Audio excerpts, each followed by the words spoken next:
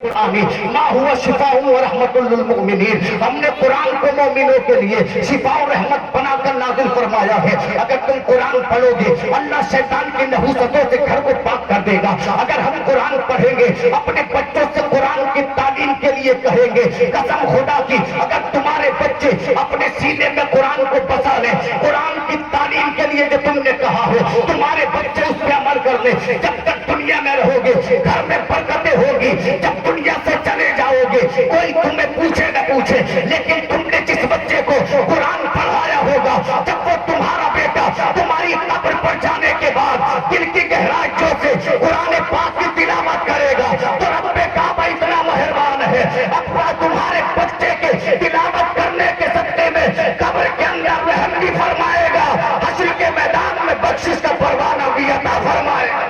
सुभान अल्लाह, नारे तकबीर, नारे रिसालत, उलमाए अहले सुन्नत, मसलक आला हजरत हजरत अल्लामा शादाब रजा साहब किबला। सुभान अल्लाह, सुभान अल्लाह, सुभान अल्लाह। मुसलमानों, आज संग बुनियाद है मदरसे के लिए, एक दीनी दर्सगाह के लिए।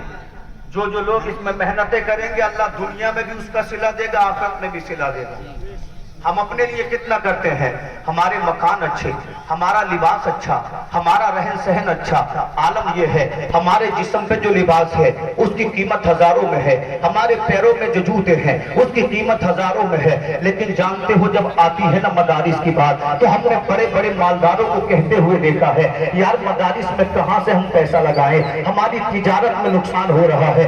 वो लोग जो अपने कपड़ों पर इतराते थे आज मदरसा मस्जिद के नाम पर उनको अपनी तिजारतों में नुकसान नजर आता है। वो लोग जो कर्जे ले लेकर अपने घरों को बनाते थे आज 500,000 रुपए की बात आ जाए वो लोग कहते तिजारत में बड़ा नुकसान हो गया है, हमारा काम चल नहीं पा रहा है। अल्लाह की कसम मुसलमानों, आका करीम सल्लल्लाहु अलैहि वसल्लम इरशाद फरमाते हैं माल के अमीर तो बहुत होते हैं मगर असली अमीर वो है जिसको अल्लाह दिल की अमीरी अता करे। आपने देखा होगा कितने लोग ऐसे होंगे जिनके पास बड़ी बड़ी बिल्डिंगें तो हैं, जो बड़ी बड़ी गाड़ियों में चलते तो हैं, जिनका लिबास बड़ा उम्दा है, लेकिन जब दीन पर खर्च करने की बात आए तो वो किनारा काट लेते हैं। वो कहते हैं तिजारत अच्छी नहीं है, अगर मदरसे में पैसे दे तो कैसे दे। लेकिन यही गरीब जिसको दुनिया कमजोर समझती है मदरसों के लिए बड़ी बड़ी कुर्बानियां देते नजर आते हैं। कभी गरीब मदरसे के लिए जमीन देता नजर आता है, कभी गरीब मस्जिद के लिए हजारों रुपए में अल्लाह पर खर्च करता नजर आता है।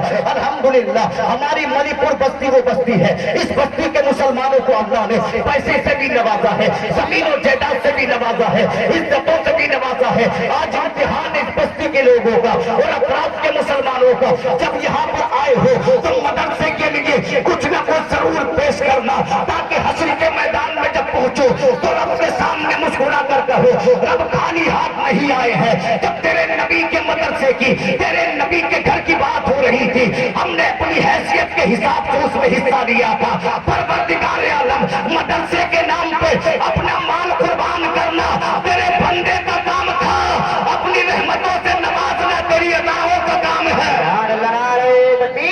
लगा मेरा बच्चा मेरे आंगन में फिर रोने लगा, मैंने कुरान के नुस्खे को बंद किया।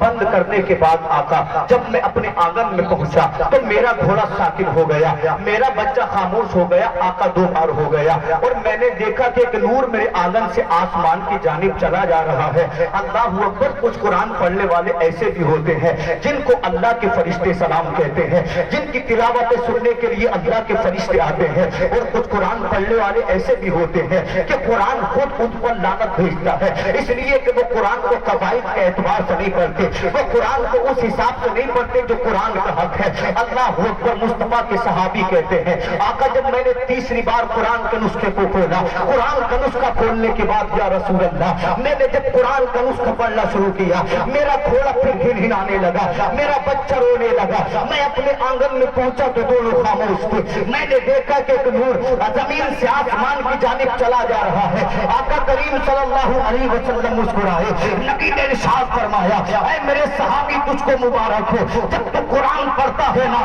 तो दुनिया की मखलूक सुनने नहीं आती, बल्कि तेरे कुरान के पढ़ने में वो कमाल है, वो मजा है, वो अकीदत है। तू कुरान अपने घर में पढ़ता है, अल्लाह के फरिश्ते तेरे पढ़े हुए कुरान को सुनने आसमान से तेरे घर में नाजिल होते हैं। तो लोगों फैसला हो गया قرآن کی تلاوتوں سے سجا لے تو اللہ کے فرشتوں کا نزول ہوتا ہے، جنت کے فرشتوں کا نزول ہوتا ہے، بلائیں ٹل جاتی ہیں، بیماریاں دور ہو جاتی ہیں، پریشانیاں ختم ہو جاتی ہیں۔ اس لیے کہ قرآن میں وہ کمال ہے جو قرآن کو سینے سے لگا دیتا ہے، اگر برا ہوتا ہے قرآن اچھا بنا دیتا ہے، اگر خراب ہوتا ہے قرآن بہتر بنا دیتا ہے، اگر ادنا ہوتا ہے تو قرآن اعلیٰ بنا دیتا ہے، اگر چور ہوتا ہے قرآن امام بنا دیتا ہے۔ قرآن کو سینے سے لگانا مسلمان کا کام ہے اور عظمت و بلندی عطا کرنا پروردگار کی رحمتوں کا کام ہے۔ نعرہ تکبیر، نعرہ رسالت، نعرہ حیدری، نعرہ غوثیت، مسلک اعلیٰ حضرت زندہ باد زندہ باد، سبحان اللہ سبحان اللہ۔ اللہ اکبر۔ مومن آخری بات سنے، آقا کریم صلی اللہ علیہ وسلم فرماتے ہیں جن گھروں میں قرآن نہیں پڑھے جاتے وہ گھر قبرستان کے جیسے برباد و ویران ہے۔ اس لیے صبح کو اٹھیں، اگرچہ ایک آیت پڑھے، ایک رکوع پڑھیں، مگر اپنی صبح اللہ کے قرآن سے انشاءاللہ پھر بہاریں دیکھیں، پھر برکتیں دیکھیں۔ مصطفیٰ جان رحمت صلی اللہ علیہ وسلم فرماتے ہیں آدمی جتنی بھی عبادتیں کرتا ہے جب وہ عبادتیں حشر کے میدان میں پہنچیں گی، آقا فرماتے ہیں نماز اپنی شکل میں پہنچے گی، روزہ اپنی شکل میں پہنچے گا، زکوٰۃ اپنی شکل میں پہنچے گی، حج اپنی شکل میں پہنچے گا، مگر قرآن کو اللہ تعالیٰ انسان کی صورت عطا فرمائے گا۔ اللہ اکبر۔ جب قرآن کا پڑھنے والا قرآن کے اصول و قواعد کے مطابق حشر کے میدان میں پہنچے گا، اللہ اکبر، تو قرآن اس کے ہاتھ کو تھام لے گا۔ اللہ اللہ رب کعبہ فرمائے گا اے قرآن تو نے اس کے ہاتھ کو تھام لیا ہے، چاہتا کیا ہے؟ اللہ اکبر۔ قرآن عرض کرے گا پروردگار عالم جب تمام دنیا اپنے بستروں میں سوتی تھی نا تو یہ میری تلاوت کرتا تھا، جب زمانے والوں نے مجھے پس پشت ڈال دیا تھا، جب مجھے کوئی پڑھنے کے لیے تیار نہیں تھا تو یہ تیرا بندہ مجھے دل کی گہرائیوں سے پڑھا کرتا تھا۔ رب کعبہ فرمائے گا چاہتا کیا ہے؟ عرض کرے گا مولا آج میں یہ چاہتا ہوں، اس نے دنیا میں میری قدر کی تھی، آج تو اس کو میرے پڑھنے کے تبسل میں جنت عطا فرما دے۔ مصطفیٰ کریم ارشاد فرماتے ہیں قرآن اپنے پڑھنے والے کو ہاتھ پکڑ کر جنت میں لے جائے گا۔ اے لوگوں تم تجارتوں میں 24 گھنٹے صرف کر رہے ہو، عالم یہ ہے چوراہے پر کھڑے ہوئے زندگی کو تو گزار دیتے ہو مگر مسجد میں جا کر نماز پڑھنے تیار نہیں، کلام پاک کو کھول کر اس کی تلاوت کرنے تیار نہیں۔ آخر قوم مسلم کو ہو کیا گیا کہ یہ وہی قوم نہیں ہے جب بدر کے میدان میں پہنچی تھی تو کفر کی چھاتی پر اسلام کا جھنڈا اسی قوم کے مجاہدوں نے گاڑ دیا تھا۔ ہاں ہاں یاد کرو اس قوم کی بہادری کو، جب مکہ کے کفار نے مدینے پر حملہ کیا تھا تو جنگ خندق کے موقع میں